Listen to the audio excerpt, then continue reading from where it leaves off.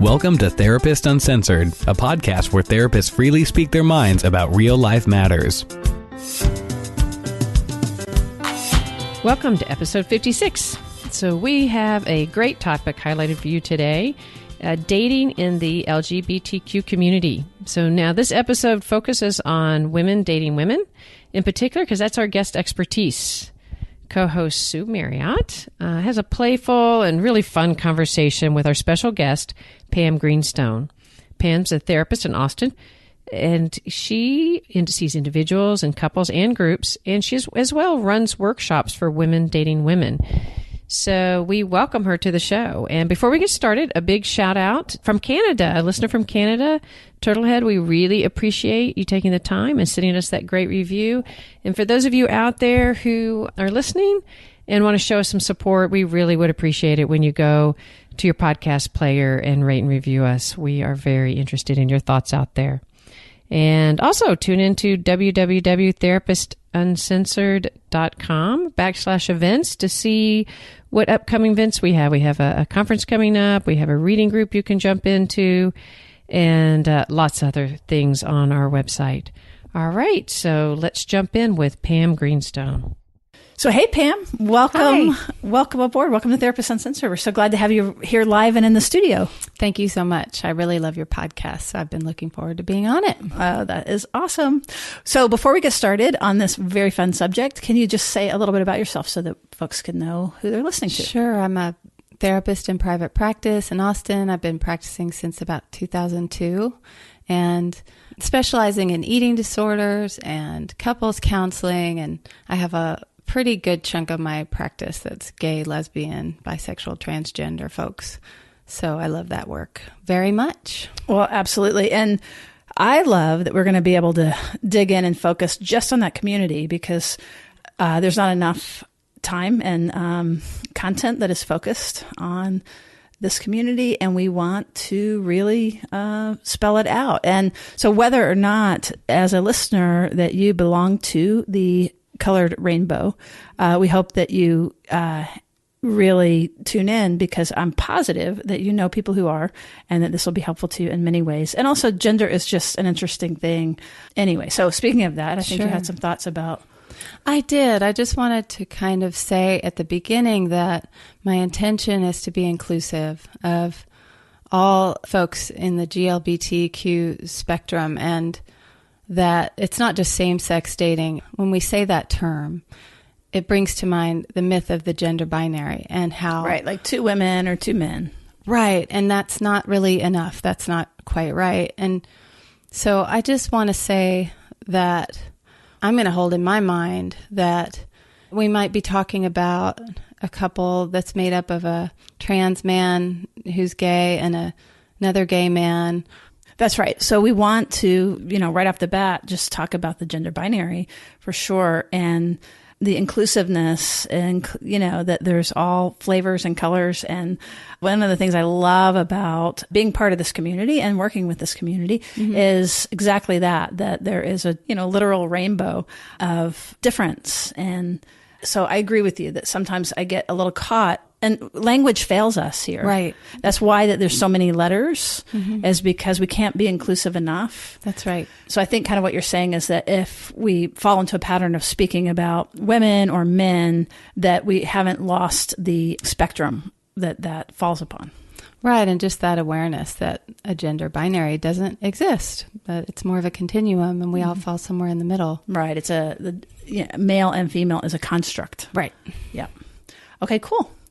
Well, what do you have for us? What are your current thinking? So one of the things, Pam has a specialty in this particular area of dating and has led workshops and has really thought a lot about it and studied it and presents on this. And so tell us, from that perspective, what are the thoughts that you would like to share? Well, I wanted to share kind of how it came to be that I got interested in this topic. And it happened because I was in my own psychotherapy group as a client, and I was in this group for a long time, and there were a lot of members who were single and dating. I didn't happen to be single at the time, but I was part of their dating support system and really got to know what it was that was helpful or not helpful in terms of dating support. And I also saw their struggles. I saw where they were trying to make big decisions about dating and who to date and when to say goodbye and when to try to ask someone out and all the things that happen around dating. And I just got very fascinated. I fell in love with the topic. And then I looked at our gay community and I was like, where's the dating? Like, no one's dating. Everybody's just getting involved kind of with their best friend or getting drunk and hooking up. Or I didn't see a lot of intentional kind of healthy dating patterns in our community. And I really wanted that for my community and my clients. So I started talking about it more in therapy sessions and then decided to have these, women dating women workshops. And they did so well. So many people came and we had awesome conversations and really fun topics. Several couples developed out of these workshops, which is that would be a really smart way to meet people. Yes. Yeah, absolutely. So that's kind of how it got started. And yeah, I loved those dating workshops. I haven't done one in a long time, but yeah. That sounds great. So you saw people going through it, but are these any things that any of this have you tried out on your own? Have you had the occasion to? Yes. Well, at the time I was in a long-term relationship, but then I was not. And so I got a chance to use everything I learned because I learned so much about healthy dating while I was doing these workshops. And I thought, I better walk the walk here. Like, I can't just go back into my old patterns. I need to be more assertive in my dating. So yes, once I was single and ready to date, I was a rock star. That's awesome. So tell us, so teach us, rock star. How does this look? When you say, like you said, assertive in dating. And particularly for women, that might not be the most natural position. Yeah, that's right. That's one of the things that happens for lesbian women or bisexual women. Maybe when they've just come out or they're a little bit older, women aren't necessarily socialized to be more assertive and ask people out. They're not taught those skills. So they really struggle with that. And then you've got two women, so no one's ever asking anybody out. So yeah, we talk a lot about what's your style in life, right? Are you more assertive naturally in your life or more passive aggressive, more aggressive, so that we can kind of get underneath that and figure out how to work on that skill. Mm-hmm. We're taught kind of what works well in our families, I think, in terms of getting what we want. And so sometimes we have to retrain and find new ways of being assertive. So I guess the first thing I want to talk about is the support system. And let me back up even from there. When I think about working with people around dating, especially if they're in the LGBTQ umbrella, I hold in mind that they are dealing with a different world than people who aren't in that umbrella, right? Absolutely. That there are three layers that I see that are, there's the cultural context of homophobia or structural homophobia. There's maybe what they were dealing with in their family growing up, that kind of homophobia or stigma around their sexual orientation. And then there's whatever's inside of them, right? There's the internal homophobia, or what's now called internalized sexual stigma. And so I really hold that in mind, that any act of assertion around dating is huge. It's so wonderful. So I take this very strength-based approach, and I am very positive, and I try to be very positive in all my language, and any kind of step they can take, I really support it because it's a big deal. It's very hard to do. That is awesome. I think in my experience, it's the coming out process, and that it's really different if you have known that you were gay from a very young age and then been navigating this world that has this institutionalized heterosexism by modulating yourself, by basically hiding parts of yourself until you're safe, or even not even knowing about, not even letting yourself know about yourself. But at a time when we're actually developing our self-identity, and that looks different, I think, you can tell me if you've seen this, than somebody who comes out later in life who had the freedom of just figuring themselves out, which is already confusing and horrible as it is, but not having that extra layer of being aware of their difference. Absolutely. Earlier. No, I would agree with that a lot. Like one of the ways that that's manifest is sometimes I think when people come out later, they're like, I think they have a lot less shame. And, they're like, what? I love you. I'm going to yell it from the rooftops. I have no problem with this, And I'm not saying that across the board, but. Well, it reminds me of the podcast you had on adolescent neurobiology, right? And how we feel so watched when we're adolescent or young adult. Yeah, painful. So observed. Yes. And so, yes, to be going through that and coming out at the same time seems like a little too much for anybody to handle. And if you don't fit into the gender norms, if you're effeminate or if you're masculine and the society says you're not supposed to be, that's a whole other layer of it. Whether or not you're in the rainbow spectrum, even just violating gender norms is very stressful. But certainly when you have both of those things, like I think about passing and not passing, when folks are able to pass as straight, like there's always an assumption that you're straight versus if they're not able to pass. Right. Absolutely. So those are kind of some different developmental tracks. But you were headed someplace about the... Yeah, well, I was just trying to list off kind of a few things that I always keep in mind when I'm working on dating with gay folks or transgender folks. So the strength-based piece, I think of a quote. Is it okay if I read it for you? So, go right ahead. That's lovely. It's this quote that I found in one of the books I read when I was coming out. And I'll read it first, and then I'll tell you who said it and when. Certainly under the present social setup, a homosexual relationship is more difficult to maintain than a heterosexual one. But doesn't that merely make it more of a challenge and therefore, in a sense, more humanly worthwhile? The success of a relationship is revolutionary in the best sense of the word. And because it demonstrates the power of human affection over fear and prejudice and taboo, it's actually beneficial to society as a whole, as all demonstrations of faith and courage must be. They raise our collective morale. Ooh. Do you have a guess about when that was written? Oh my gosh, I do not. 1948. Wow. By Christopher Isherwood. What do you think of that quote? I think it's really, really incredible. It's an anti-shame quote, right? Like it's the building up.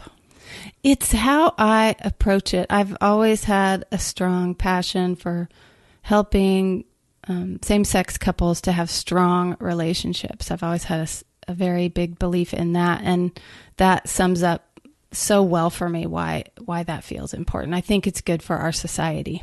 That is really beautiful. And, for those of you that are listening that haven't really kind of understood the whole thing about pride and pride parades and things like that, it's exactly that. That's not usually the message. You don't look at your infant and say, oh, I can't wait to go to your lesbian wedding. Right.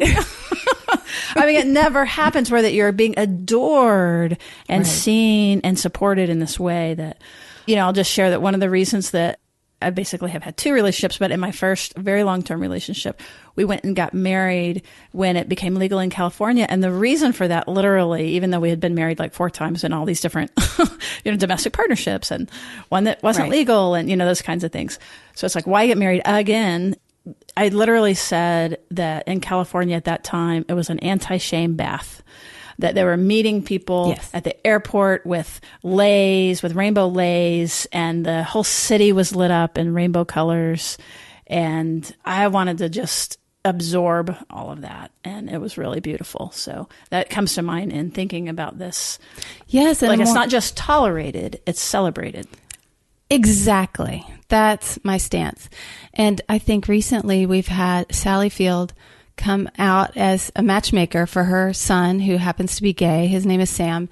And I guess she wanted him to get together with Adam Rippon, the, most famous ice skater that's kind of making big news right now. Yeah, definitely. And I loved that because I thought of that as an anti-shame bath. I thought that's his mother saying, I want you to have a partnership. And so to get back to what I was saying before, because building strong gay and lesbian relationships is important to me, I want to start with dating because that's the start of relationships.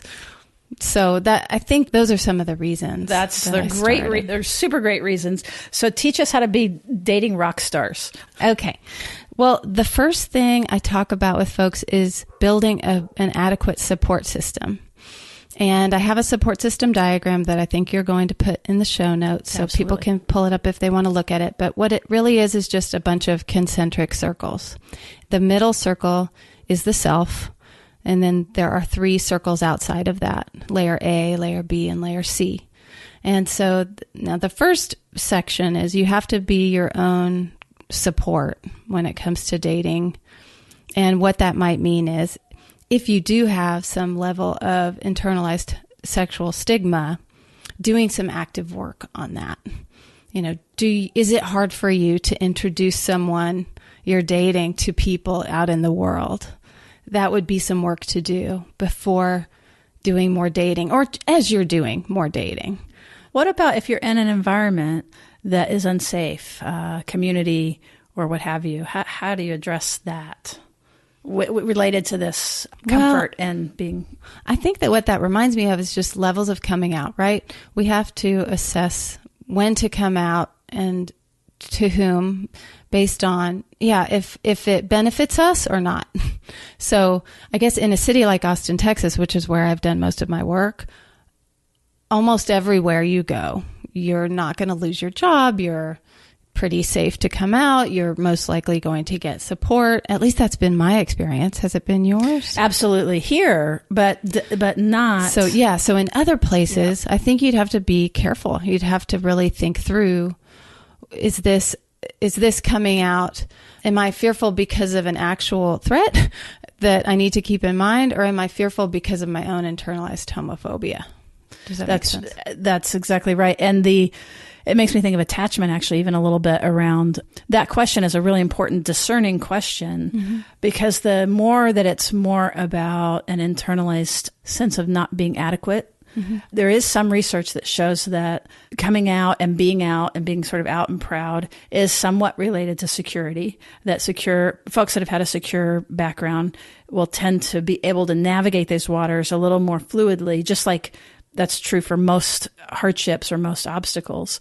And so it would be a clue that if you assume that your parent will disown you or that you'll get fired or those things like that, but you haven't tested it, that would be just a pause of like, it might not be true. That might just be some anxiety that you carry anyway about defining yourself in the world. And it may be worth giving it a shot, a safe shot, a small shot, and really testing out those beliefs, because we often fill in the blank with what it is that we have internalized, that what attachment is how we see ourselves and how we see the world. So it's a nice sort of intersection of like, don't believe everything you think. Right. And it might be worth testing it out. I love that. Exploring that in terms of, are you going to be on your own side when it comes to dating? I guess one of the ways this can come up is that if we are waiting to come out until we're in a relationship, that can actually sabotage the relationship, because then the coming out is now connected to that person, and you might end up ending the relationship rather than having to take the step of coming out to your family. Does that make sense? Yeah. So there's a lot more pressure on the relationship. Right. So there are some tests you can take to do a self-assessment for your sexual stigma, how much internalized sexual stigma you hold. And Pam, why sexual stigma? Why that term in particular? And does that include if I were heterosexual? It's mostly about homophobia, but there was a period of time when they were working to change that term because it means fear of same-sex relationships, and it's not always about fear. I think that was kind of the thinking of changing I think it's mostly used just to measure internalized homophobia. Okay, cool. That's my understanding. So then we move to the second layer of the support system diagram, and that's filled. So I actually have people fill it out with the first names of the people that they go to that are in their life, know about their dating history, have been in their life for a fair amount of time. It's family, it's friends. Can you think of the people you would go to if you were dating right now? If you're the people that know you, can call you on your stuff, will let you know if they're concerned about a relationship or don't like the person that you're dating. That's great. And, my guess would be that wouldn't be highly populated necessarily, wouldn't need to be, but even if there's just a few solid people or even a person, I might even. Absolutely. Yeah. And what is this ring called? So we've got the middle one, which is self. It's layer A. Layer A. Okay. It's just layer A. We need to work on that. Okay. It's the close-knit circle of friends. There we go. Much better. But it's the people that support you, that will call you back. So we want people in there that will call you and say, I haven't seen you, right? You're dating a new person. They haven't seen you for 3 weeks, which is completely unusual. And they're going to try to get you back into their life. Mm-hmm. So this happens a lot in the lesbian community, I would say, that people get involved very quickly and then their whole life revolves around one another. Have you heard of this phenomenon? The U-Haul phenomenon? I have, but what I've also heard is that it's a bit of a myth. Ah. Isn't that interesting? That is what people think, but that when it's actually studied, that it's not necessarily true. Oh, good one. Well, that's wonderful. It's one of those stereotypes that's just based on a few cases. Exactly. And then we see it when we always see it, so it's very easy to prove. But yeah, the U-Haul. Right. Well, and it happens in straight couples as well, and gay men, right? There are some people that are just, and it's probably tied to attachment or some kind of psychological piece that they need to kind of get enmeshed rather than keep their own independent lives. So yes, definitely. I think that's probably true. So yeah. So what you're saying is in that first in layer A, layer 1, layer A. So those are the people you go to. They will come get you. They'll come get you. I love that. That's a good. They'll definer. Listen to all the stories. They'll give you their take obsessions. on it. And because you're drunk on love at that point. Right? Yeah, you don't really have access to your whole brain at all. You forget all those things. Chemicals are flowing, and that's right. We're preoccupied with that person. Exactly. So I think making sure you have 1, 2, 3, a few people in there that you're ready to go to when needed is really important. Okay. And so the next layer? The next layer is just, so it's the support system diagram is really just filled with people that are a certain level of closeness to you. So you can use all of them. It's just that the people in the middle or in the outside circle don't necessarily know everything that's going on in your life or can't help with specific things necessarily, but they're on your side and they're people you can call if you need help. That sounds great. It makes me think of something else, which is that sometimes we have people rotating, like let's say in that last circle, mm-hmm. that are more peripherally in your life. And we may be lonely or we may feel like we don't have people. And that's actually, those other 2 layers might be really good ones to look at as you're even thinking right now of who might you want to promote or at least give a shot and see about developing those people because they've been around. And they may be somebody in there, maybe somebody that could move into more of an inner ring with a little attention and care. Mm-hmm. Yeah, and I think when we're single, sometimes it's our moment in time, or our year, or our few years, or however long we're single, to build up that support system, right? Sometimes when we get involved in relationships, we're less likely to kind of keep building it out, which we should keep adding people to our support system all the time. I guess the point is that dating's hard and we need support. That's kind of the biggest piece. So this is a way of really illustrating, like, these are the people that you're going to go to in all these different circumstances and know which people to go to for which things. And so you can be conscious and intentional of staying connected and that you're not alone and that it's not, if you're not dating someone doesn't mean that you're hanging out there to dry, that you really actually have this rich community around you. Good point. Yeah. When people fill out the support system diagram in my office, I see them relax because it's a visual illustration of it. And sometimes they go home and stick it on their refrigerator. Yeah, I love that. Mm-hmm. It's beautiful. Yeah. We are not alone. So the other thing that I teach about when it comes to dating, so there's this tendency to think about red flags in others, right? We start dating and we get scared. Oh, well, what if they're this? What if they're that? Right. What if they texted me too soon? They're more into it than me, or right. So I help people. Disappeared. Right. Right. The ghosting. I love that term. So what I help them build is a list of the ways that they can find their own red flags. Let's look at their dating history and see if there were signs when they were kind of in trouble, right? When these are signs that maybe they're getting involved with someone that's not a great fit, or signs that they will leave a relationship too soon because they're getting really uncomfortable or too close, right? For some people, getting close scares them. For some people, it's the opposite. Kind of, they get involved with someone who's a terrible fit for them and they want to stay forever. So it's building that list of what are the ways I can know that that's happening so that I can see my own red flags. That makes me think, too, of the coherent narrative that we're trying to make sense based on our history and tell a story and find patterns. And then we can more deliberately and consciously choose rather than just being on autopilot.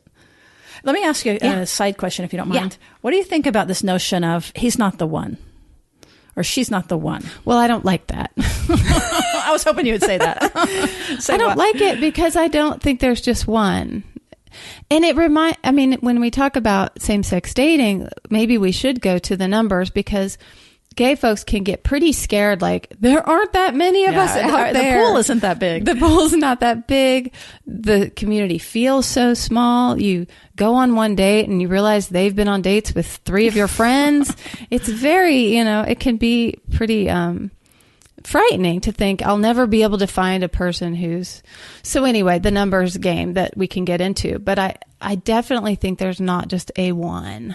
So I don't like that phrase. Yeah, good. Do you have any more thoughts about it? Yes, I agree with you entirely. I don't think there's the one. I think it's not a helpful concept because you could pass up some really great things. And also that the list often that we make, not the one you're talking about, which I think is great, but of, they need to be this height and this weight and this value, and they have to be super smart, and they have to, whatever our list is, what I have found is that who often that you end up with has nothing to do with your list. And there's things that you find about them that you never even knew to put on your list. And so it's really just sort of a mental construct, I think, but which sort of has to do with this notion of the one. And instead it's like, can you develop a relationship where that they're your number one? And that you're their number one. Oh, that makes me have goosebumps. And that's more how I like to think of it, is like, can you create the one right. or the pair? Right. And it reminds me of that concept of good enough, right? The good enough parent, the good enough therapist, and the good enough maybe partner or spouse. And it's so interesting as we're talking, I notice, and this is part of why I love just focusing on dating, is because even just then I was drifting into longer term relational work or thinking. And so let's pop right back to dating. Right. Okay. I'm drifting. So when we think about our own red flags, and I'm hoping you can maybe talk about the neurobiology of it, but it makes me think of the anxiety response. Like, what are the things that when they're happening in our dating life, like someone doesn't call after 3 days or 3 hours or whatever it might be for us, how do we, calm ourselves down? But that might be one of them. Like, your anxiety is really high. That might be a red flag in some way, that there's something that needs to be taken care of or addressed or looked at. Right. And that might be the anxiety itself, that it's anxiety provoking to be developing these new relationships. Or it might be like, again, I think about discernment. So in other words, you might need to soothe yourself and work on some auto-regulation rather than looking for them to regulate you, and be aware that you're probably over reading and looking too much detail about things. And it's a good time to distract yourself. And if it's going to work, this is what I always say, if it's going to work, it's going to work. And everything's not going to hinge on a text or a single moment. Oh, I like that. If it's going to work, it's going to work. There's no rush. Right. And if it's good, it's going to stay good, that week or what have you. And that way it gets us out of that, we're on a knife's edge and oh my gosh, should I call or not call, Yes. So some of the questions I ask people in helping them develop their list are things like, I avoid parties and social events because they're too anxiety provoking for me. So that would be a red flag, right? Because that's going to get in the way of assertiveness, of being in these places that we need to be in order to meet people. I don't like to talk about dating with anyone or let people know I'm actively dating. So that would be a red flag, right? That, again, that's going to interfere with the process of finding people to date. Oftentimes we're set up, right? Where we find someone through a friend or through this friend. And it also might be a sign that there's some shame there or some kind of embarrassment about where we are. Or that they're married single. And they're not officially in a polygamous relationship. Well, good polyamory relationship, I'm sorry. I almost always do the fade away instead of being assertive. I just stop calling rather than telling the person I don't want to see them anymore. Oh, that's dreadful. Don't do that. If you're one of those people, do not do that. No, wait, hold on. Here's another question. Yes. What about, you're on Match or you're on something and you have maybe you have a date or you've been texting for some time or talking. At what point, because sometimes what I'll actually tell people related to assertiveness is it's okay to stop, that you're not yet you haven't gone far enough to actually have to break up, But what's your take on when that is? I agree. Well, the way I talk about online dating, I say a few things about it. I say it's a way to meet people. It's not a way to date. So I think you need to meet up pretty quickly in order to find out if it's a good fit. A lot of people spend way too much time texting or trying to get to know each other through their computers or through their phones. Would you agree with that? I absolutely do. And I think you might say this, or you don't go to a movie to get to know someone. Right. Right? Like, first of all, eye to eye, face to face, and then really paying attention to your body cues, which is exactly what you're saying. I love that. Yes. Especially how you feel about them once the two of you divide and like you're dropped off or you go home. And hopefully that's not, well, I don't know if this is really true. You can tell me. But I was going to say, hopefully, like there's some value in coming together, meeting, and then going away versus coming together and meeting and a week later coming up for air. You are already talking about my third concept, which is pacing. What? That's fun. Look, Mom, no hands. Pacing is so vital, I think, when it comes to dating, because I totally agree with you that when you part, you're free to notice, how did I feel when I was with this person? Am I still thinking of them? In what way? Is it more anxiety, or is it that they're just in my mind? Those are two different things. Exactly. Or do I kind of feel a little bad about myself?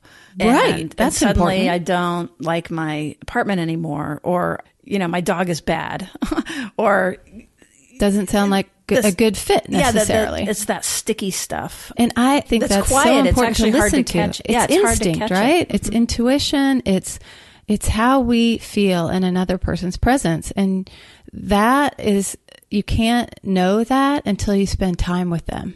Time with them and then without them. And then without them. Right, exactly. I'm so glad we're synced up about this. I totally agree.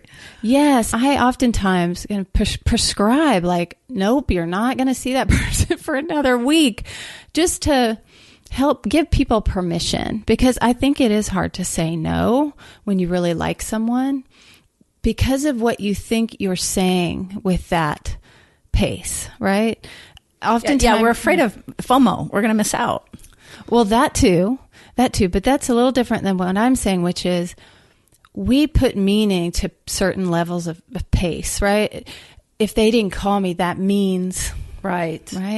They didn't want to see me on Wednesday. They wanted to wait until Sunday. That means, yes. So that's a problem, because I do that all the time. Is that what you're telling me, Pam? Yes. Well, it's problematic in dating because you're already doing things that aren't a good fit for you so early in the relationship, right? We want to set the pace of a relationship based on what's true and based on what we have time for and what we can fit into our life and what we need in terms of time away in order to process and figure out if we really want to continue this relationship. But oftentimes people make those decisions about pacing on just like, well, what did the other person want? Or what do I want to communicate here? Well, I want them to know I'm interested, so I better, go ahead and make that plan for next weekend, even though it's going to make my weekend crazy and way too packed, and I'm going to be exhausted by the time the work week comes around. So, yeah, I think it leads to better communication very early on when you can say, oh, I love that you asked me out again for next weekend, and I really want to say yes, and I can't do it. So when else can we schedule it?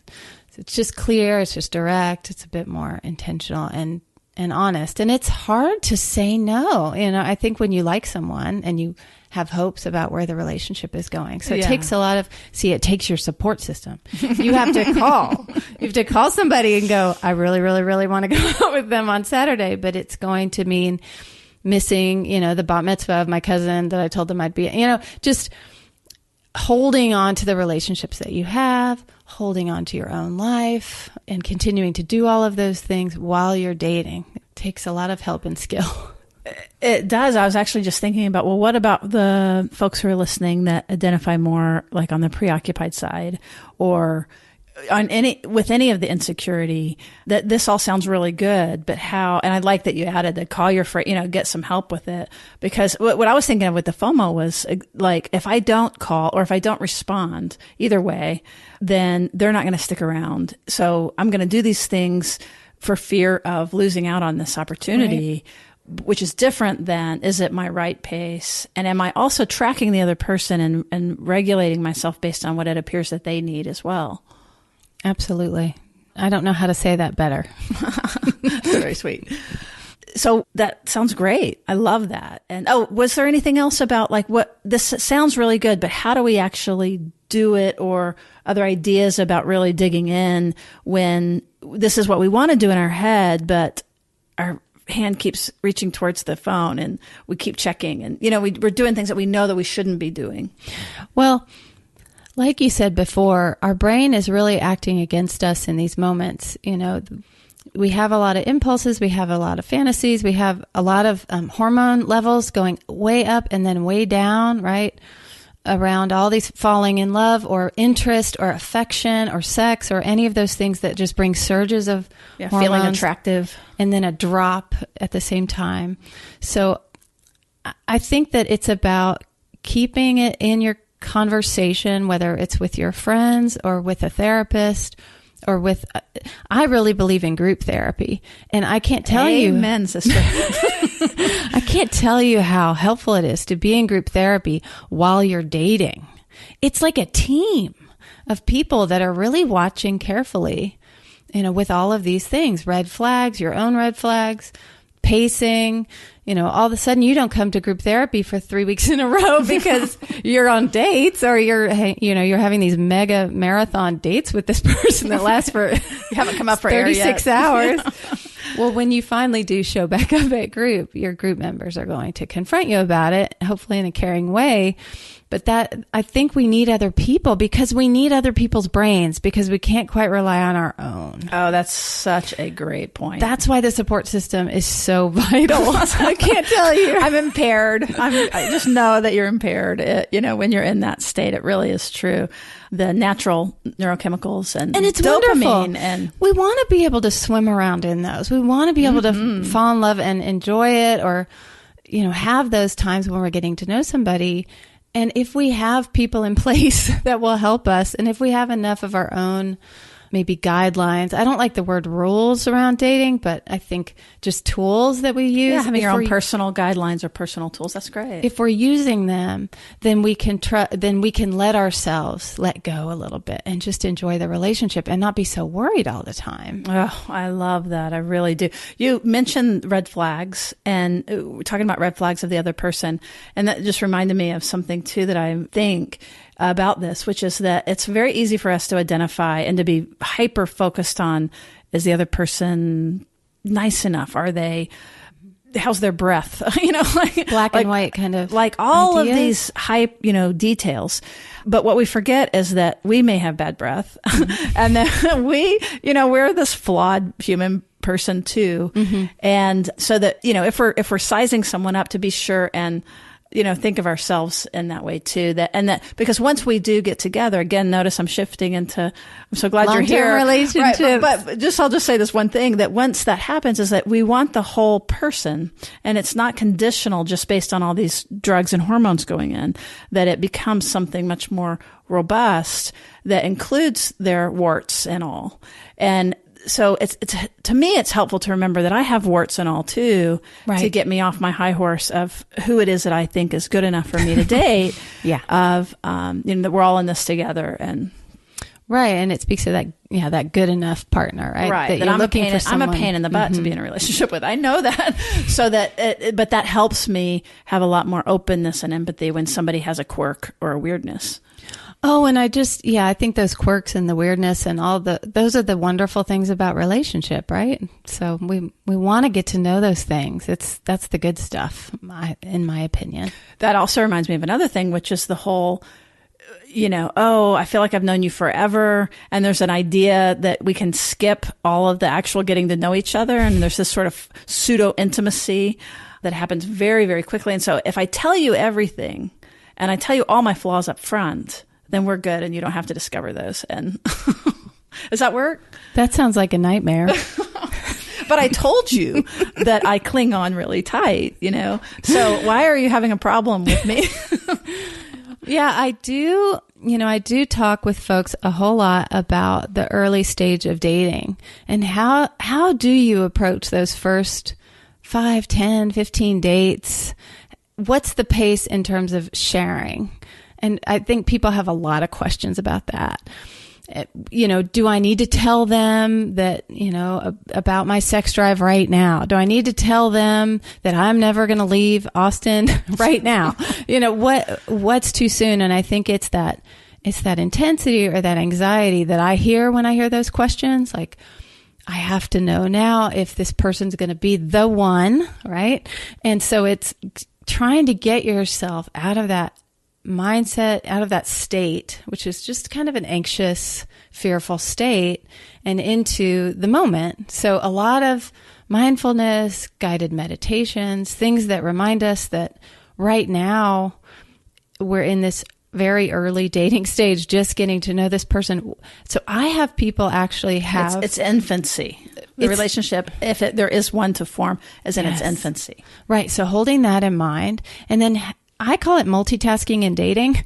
I want people to have other things they're doing while they're dating so that success is not if this relationship ends up working out. Success is, I tried this new restaurant. Success is, I shared something about myself that I've been thinking about sharing, but it's hard to do in dating scenarios. So have other goals while you're dating so that you're not just completely and utterly focused on the date going well. That's just too much pressure. I love that. And you also made me think of this way of pacing. As you said, I do think it's a really important topic. And the way I think of it is like you share just a little bit about yourself, a little bit of vulnerability, but you get your heart racing just a little bit and you say something a little more, but you stop there. You don't keep going and you wait and you see how it feels and you see if they reciprocate.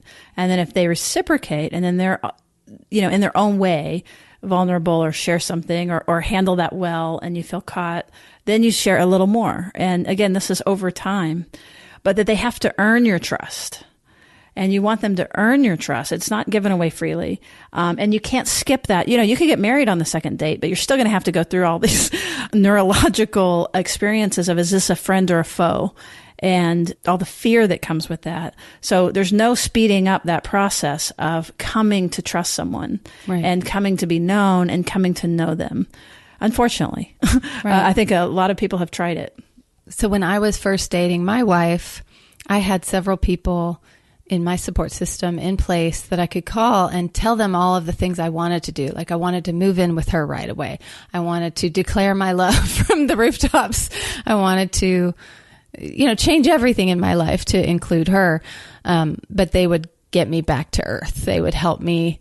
It helped to talk about it, number one. And then it also just helped to have someone say, it hadn't even been 8 months yet. What are you talking about? And to just laugh about just all the chemicals that were flowing and that were so strong and that all that love, it was wonderful and they could enjoy it with me, but they could also make sure I didn't speed up the pace so that then I would become more anxious or distressed or make mistakes that I couldn't undo. I love that. And, as you're talking about all of this stuff, I just keep hearing you promote this secure sense of yourself. And I think it sounds kind of like that if you're coming from the secure place, that there isn't a rush, and that it's less fear driven, and whether it be afraid of them getting close or afraid of losing them. And I can just feel myself like relaxing as you talk about, taking the pressure off. And so I hope that comes across really well. And it ties right into the whole point of the podcast, which is that the more we can cultivate security in ourselves and in other people, that we're going to be predictable and reliable. But again, none of that has to do with hurrying. Right. And that way, then I think from a more secure place, we can enjoy it. That's one of the reasons it's good to pace, is because of all of those great feelings of feeling attractive and attracted and all of that good stuff. Why not relish it and stay in it? What's the rush to do something more when that's the best part in a lot of ways? It's not the best part actually, but it's a wonderful part. And one other point I wanted to make that I'd forgotten about is that when we're dating different people, when we're getting to know many people, first of all, I call it hellos and goodbyes. Like, dating is all about all these hellos and all these goodbyes. And we get very good at that if we date for long enough, which is wonderful. It's a great skill to have. But getting out of dating might be something that you might want to wrap around to, actually. Okay. And so when we are involved with all these different people, we learn things about ourselves that we didn't know, that we had no way of knowing until we got involved with lots of different kinds of people and all of their qualities, right? We may find hobbies we never knew we would enjoy. So there are wonderful parts of dating that aren't related to just finding the love of your life or, a person that you want to spend the rest of your life with. We get to know ourselves. And I think that's an incredible part of dating. And again, I love that, because again, the focus is not on the other person. Right. It's really on how am I doing and how do I feel and what am I learning about myself, and it takes the pressure off. Off. Yes, you're right. Pressure off. That is maybe that's going to become the title of this. I'm not sure yet. So what do you mean by getting out of dating? So particularly women, but again, I want to wrap around too, to include men and same-sex men and same-sex men. That doesn't make any sense. Same-sex dating, or that are pansexual men. That's right. Trans men. Yeah. That's right. But I was thinking in particular for women, because that one, we aren't socialized to initiate, but also we're not socialized to disappoint. And so let's say I'm dating and or let's flip it around. Like, I'm very interested in someone, but they're not interested in me. Right. Or they lose their interest after some dating. What would you say to the person who needs to assert themselves and get out of it? Let's see. That's a big question, because it could be related to a lot of things. Like, why are they having that trouble? Are they having trouble seeing the signs? Do they see the signs, but they, don't want to disappoint? Is it hard for them to say no in general? Are they going to wait until they find someone else to date just so they can at least have some fun, even though they know it's not going anywhere? So I would try to establish, like, what's the reason, and then try to give them the skill that would help them take the step. Oh, that's because great. There are so many factors. Well, what made me think of it is when you said that dating was hellos and goodbyes. Yeah. And what I liked about that was it was really clean. The goodbye was clean.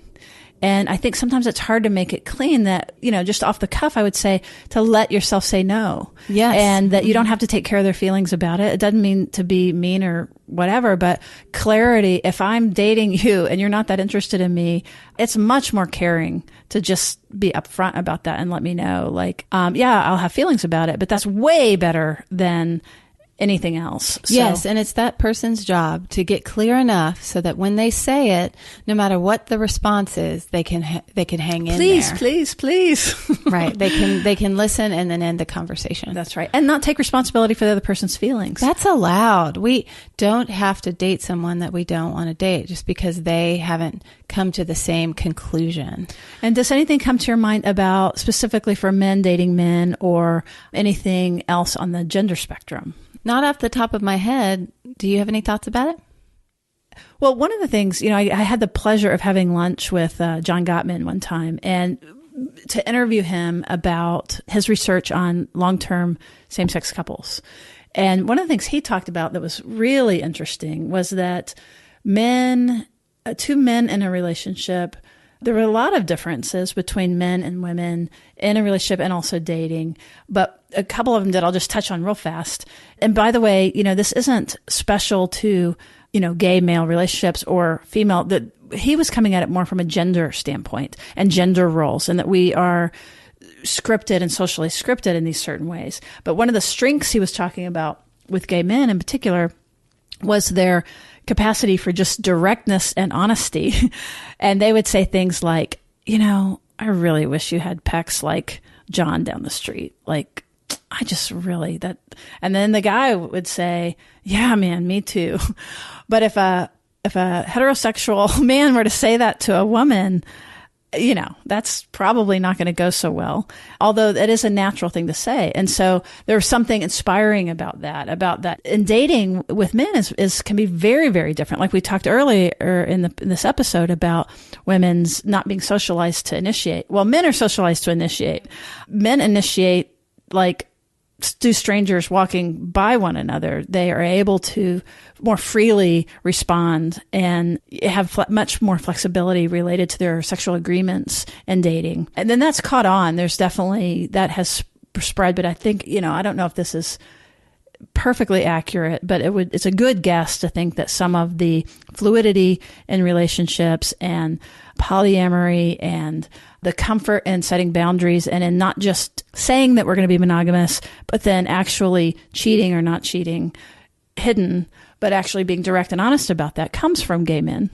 So when you have a man and a man together, another quick thing is that they're less likely, I guess that there's a sense that when a threat happens, and goes into biology, that both, like if I were to pound something and there's a man and a woman, that roughly speaking, a man's nervous system, they both go up because it's startling, but a woman's nervous system goes down much more quickly. And the man is more responsive to these loud noise, to threat, basically.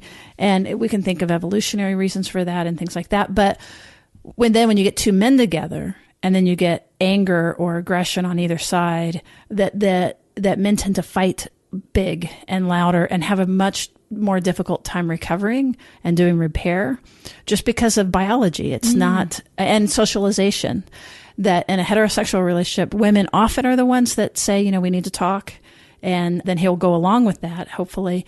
But it's less common for the man to initiate the emotional communication. And so when you have two men together, then you have some real freedom, like the getting together to begin with, but some challenges related to initiating those conversations that are all overcomable, but we have to kind of re-socialize ourselves that somebody needs to be paying attention to that and initiating repair and initiating talking about hard things. And that with women, one of the things Gottman said with two women is that they, for example, sex is less frequent but more pleasurable was one of his findings. Oh, I think I read that. Yeah. Isn't that interesting? And there's just a higher requirement for intimacy.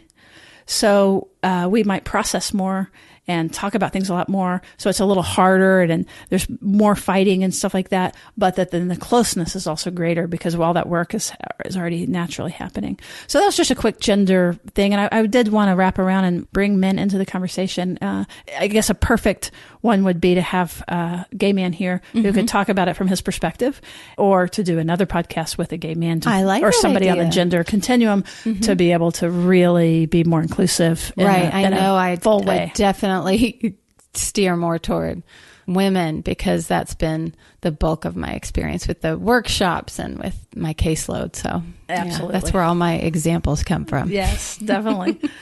So just to go, as we're wrapping up, there were a couple of points that were take-home points, I think, that you really wanted people to hear. So can you remind us of what those are? Sure. Just that looking at, if you're out there dating, look at your support system and see how are you a support to yourself and who do you have around you that you can rely on to help you in those moments when you might need support or help in certain ways with your dating life.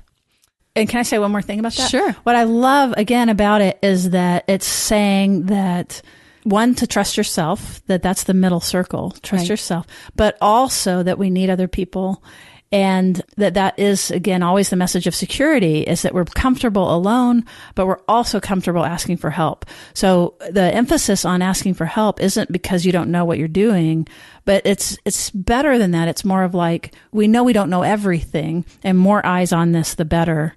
And so it's a healthy interdependence. And that's actually what security looks like. Mm-hmm. Right. And the other two, one is red flags, and how to not only focus on what you see in others and maybe some of their red flag behaviors, but look at your own. What are the things you do that kind of get in your way in terms of your dating life?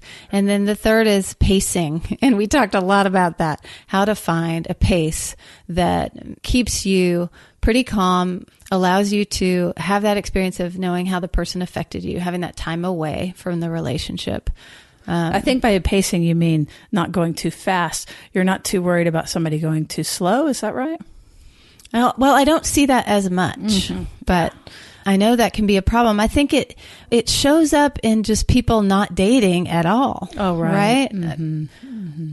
Or maybe, I don't know. Do you have a different experience? No, I was curious about what you thought. And, a thought that I have too about these 3 points is that they're very interdependent, aren't they? And that the pacing, part of why we spent so much time on it, that without the pacing, it's going to be hard to know your red flags. And it'll be hard to then know, to the top one, that when you need to reach out, that you're going to think you're fine. They're so connected. And yes. Actually, I think you're right. There is a way to slow down the pace in a way that's not healthy for you. And that's maybe not revealing enough about yourself, or showing certain parts of you, but not others. So that might be a way that people slow down the pace unintentionally. Right. Or fear of commitment, fear of being trapped. And again, all of that, for our listeners that have been around for a while, you can begin to hear where some of those more insecure models might come into play with that. So that's great. So Pam, can you tell folks how to reach you if they would like to hear a little more? Sure. I think the best way to reach me is just through my website, and it's pgreenstonetherapy.com, just like it sounds. Okay, great. No P period or anything, just P. No, just pgreenstonetherapy.com. Okay, great. And all of this, of course, will be listed in our show notes. We always pack that with great information for those of you interested in these topics. And in the meantime, a quick reminder that we do have a reading group that is open that you can find on our website, which is therapistsuncensored.com. And under events, there is a reading group that is forming, and that will probably go mid-April. We'll begin. And you can sign up for this reading group from anywhere because it is online. And we are reading Attachment Disturbances in Adults, Comprehensive Treatment and Repair by Daniel Brown and David Elliott. And it is a fantastic but super dense read. And don't think I'm just going to buy the book and read it. Well, certainly do, but then you'll get a 7-inch wide book. It's pretty dense. So this is, whether it be with us or with someone else, or create a peer group or something to help you get through it, because it's awesome and worth it, but it's hard to get through by yourself. Okay. Thank you very much for listening all the way through. And in addition to considering the peer group, please give us a rating and review. We really, really appreciate those. And make sure that you're subscribed so that you don't miss a thing. We will see you around the corner. And thank you so much, Pam. Appreciate you coming. Thank you. Therapist Uncensored is Ann Kelly and Sue Marriott. This podcast is edited by Jack Anderson.